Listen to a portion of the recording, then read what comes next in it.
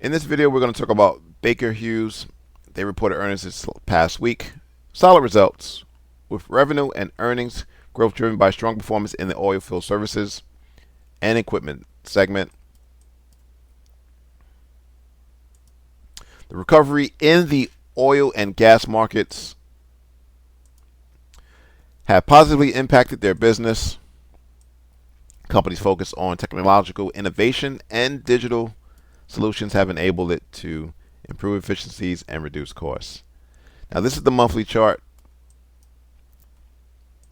We can see some immediate resistance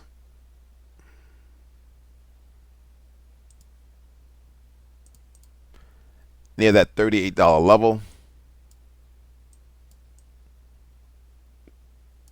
And so this becomes the first test for our price action. One thing to note, price is still respecting this uptrend. So if you get a breakout and a pullback to the trend line, that would be an opportunity to get long. With your next target coming in near that $47 level, to be precise, $47.50. Nevertheless, we're going to scroll down to the weekly chart and the daily chart.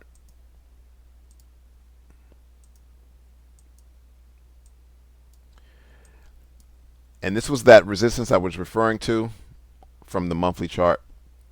As you can see, we have multiple touches where the sellers took over. And so again, this remains resistance until it's no longer resistance. We need to see multiple candle closes above the upper portion of the band. So we need to see prices ideally get to $40 and then pull back to potentially go long.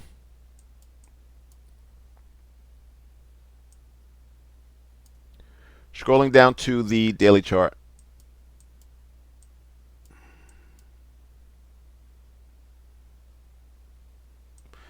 And the only level of interest that I saw, this was risky because price never took out the pivot high to the left,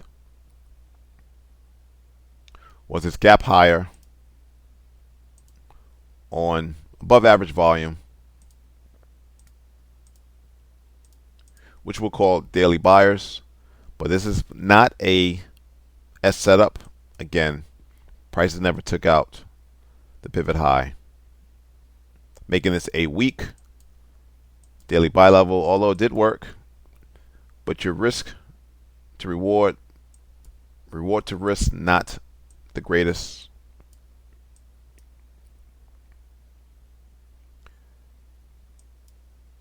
So again, the only real setup for Baker Hughes, just scrolling back out, it's going to be a breakout with a pullback. So that breakout of resistance to the pullback, which will be support for the next leg higher, with your next target coming in at the $47.50 level.